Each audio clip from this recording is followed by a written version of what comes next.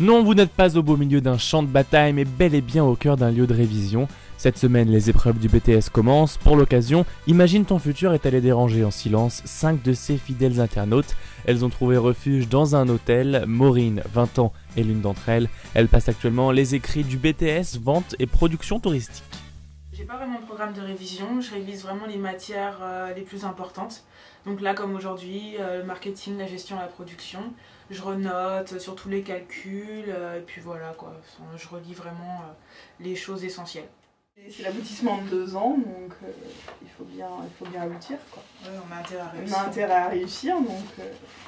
Et si jamais vous échouez? Bah c'est le jeu, hein, j'ai envie de dire. Ouais, c'est même pas possible. Non. Donc voilà, c'est même pas une solution que j'ai envisagée. Voilà. C'est pas envisageable. C'est soit je réussis, soit je réussis. Dans l'Hexagone, 149 établissements proposent ce BTS. Français, langue vivante, histoire des civilisations ou encore droit et action professionnelle. Autant de connaissances utiles aux futurs agents commerciaux, conseillers en voyage ou gestionnaires de points de vente. Dans notre école, on a une classe initiale et une classe d'alternance. Eux, ils ont beaucoup plus de cours de vente de matière professionnelle, nous on en a 2 fois moins.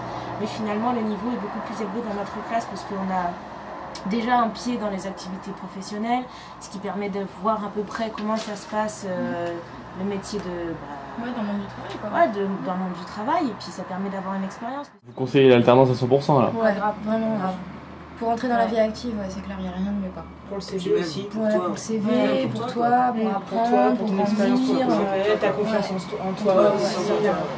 C'est un investissement parce qu'il y a quand même beaucoup plus de travail personnel. Et pour l'argent, voilà. Ouais, aussi, bah, faut pas le cacher quoi. Ouais.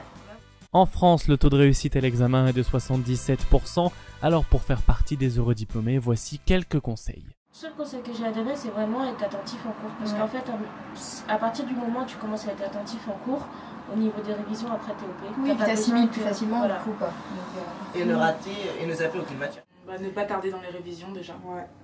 Surtout s'y prendre à l'avance. Donc dès la première année, faire ses fiches, être bien organisé dans les cours, parce qu'on a énormément de cours.